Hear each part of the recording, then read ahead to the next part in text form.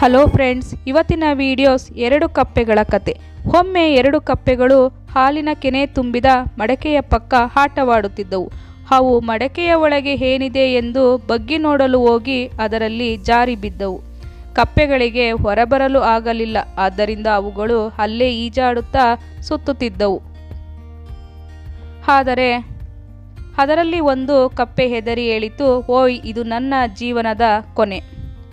ಇನ್ನು ನಾನು ಬದುಕುವುದಿಲ್ಲ ಎಂದು ಈಜುವುದನ್ನು ನಿಲ್ಲಿಸಿತು.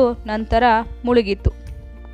ಆದರೆ ಇನ್ನೊಂದು ಕಪ್ಪೆ ತುಂಬ ಬುದ್ಧಿವಂತ ಮತ್ತು ಧೈರ್ಯಶಾಲಿ.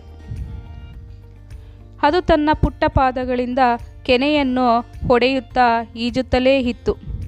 ಇದರಿಂದ ಕೆನೆ ಒಂದು ಬೆಣ್ಣೆಯ ಉಂಡೆಯಾಯಿತು. ನಂತರ ಕಪ್ಪೆ ಬೆಣ್ಣೆಯ ಉಂಡೆಯ ಮೇಲೆ ಎಗರಿ ಹೊರಗೆ ಹಾರಿತು.